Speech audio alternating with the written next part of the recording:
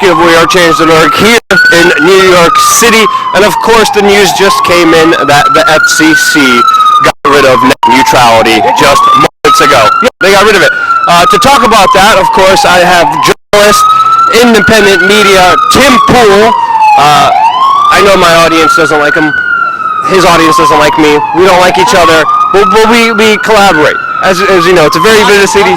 I don't know about that, but there's been a lot of fake news about net neutrality from the left and from the right. I wanted to bring on Tim to talk about the exact ramifications of what is happening and what you need to know about net neutrality. So Tim, we're seeing a lot of things from the left and right. What just happened officially?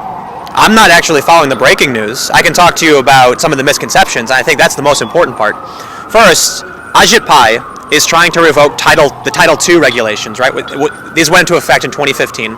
So essentially you can say, to some degree, we're going to see the internet return to what it was like in 2014. There were some issues, but, you know, we'll figure it out, I suppose.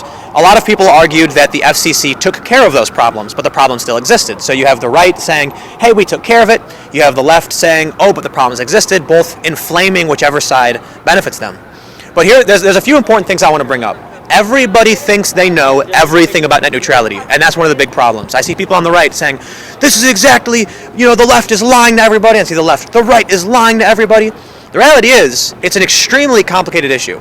There's one point that I really want to bring up, something I brought up earlier, and that's one of the goals of repealing net neutrality, at least as they're describing it. Net neutrality, kind of, the definition changes as time goes on, is that the ISPs want to charge companies like Google and Facebook and the users like you and me, right? So we got to pay for our internet, and then they want Google to also pay on the other end. So one of the things I bring up to people is, do you know why credit card companies offer perks, point rewards, frequent flyer miles? It's because they want to attract more people to their card because merchants have to pay. When you swipe your credit card at a store, the merchant pays a percentage fee for that service. That's what the ISPs want to do. So they're possibly, in certain areas where there is market competition for the internet, you might see your prices go down. But across the board, it's going to stifle smaller companies. It's likely that it could. See, what will happen is Google can absolutely afford to pay those fees. But can alternative media, right? Can WeAreChange afford to pay any fees that might come up? Because, hey, if we're going to deliver WeAreChange content to our users, it costs this much. And so this is a potential risk to smaller channels. There's some other stuff, but...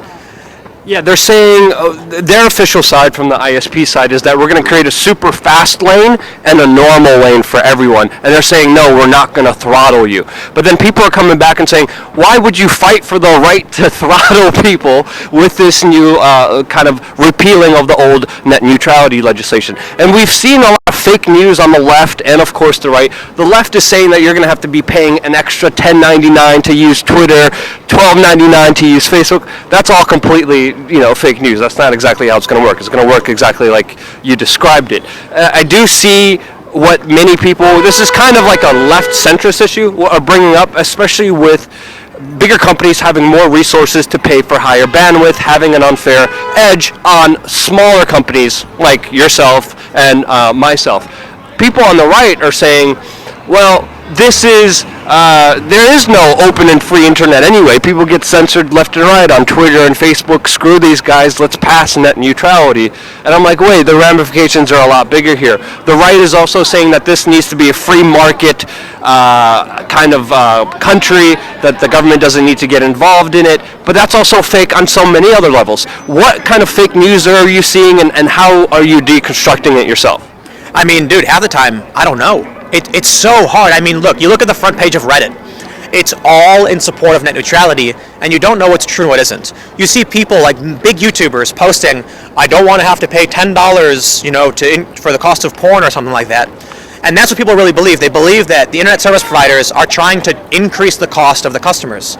Well, I got an important point to make about that fake news. If the internet service providers, who you claim have a monopoly, want to charge you more for the internet, they don't need a special law to do that. They have a monopoly. They can do it now. So technically, in areas where the ISPs do have a monopoly, I wouldn't expect to see the prices go up or down. That makes no sense. They just want to charge Google and Facebook. They want to double dip. So it's really bad for areas that are monopolized. I think everybody's aware that monopolies are really, really bad. Yeah. But there's one thing people need to consider, especially those that are watching alternative news. here's one of my predictions, and it's complicated. I could be wrong, but with the provisions we've heard, AT&T is going to buy Time Warner, right? That's what they're talking about doing. We'll see if it happens. I may be late on the news. I don't know what's going on, but let's say they own CNN. So what they do is they say, if you buy AT&T, you get our basic internet package, which includes basic apps like Facebook and Twitter and CNN. But if you want access to WeAreChange.org, that requires the premium internet package. So essentially they go, look, we have a cheap package for those. It's more affordable, and it includes the apps that we provide on the phone. And if you want regular internet like everyone else has, that costs $40 a month. So what ends up happening? Luke, you read an article. It's really, really important. It's on your website.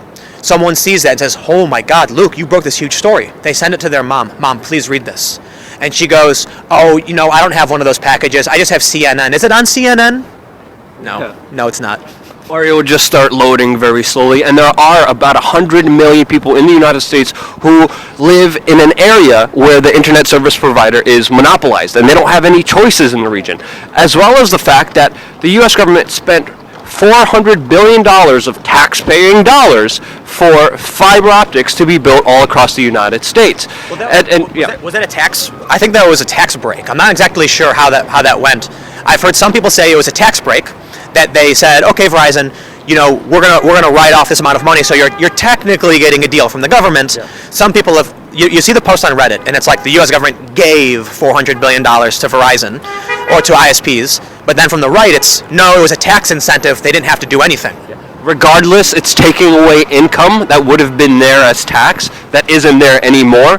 And if you're giving them something off, or if you're actually giving them, you're still, I think it's still along the same lines. So with all that, I believe kind of the free market aspect is kind of null and void, since the government have been so involved with the ISPs and the internet companies, colluding with them, as well as the other factor that they work on spying on everyone and watching everyone and selling off your private information. And I think the bigger kind of story here is that we've seen a huge response from the people saying, we don't want net neutrality to be finished. We don't want this to happen. There's been such a surge of people demanding this, and the FCC today acted pretty much like that cat in that one meme video where he hits the bottle and the owner says no, and then they hits the bottles again and just throws the bottle off the thing and saying, screw it, we're just going to do what the hell we want. And that's exactly what they did. I should have thought, right? First, let me say, I don't consider myself an expert. I could be wrong about all of this.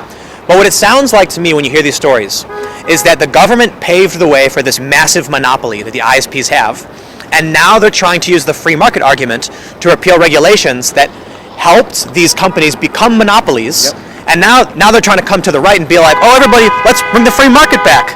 And there's no competition, so now we're going to cut the chains off, and these companies are going to be free to get worse. Yep. So it's kind of like, is net neutrality a moot point, right? Does it obstruct the free market? Maybe, but getting rid of net neutrality because you want a free market isn't going to do anything if there's already a monopoly.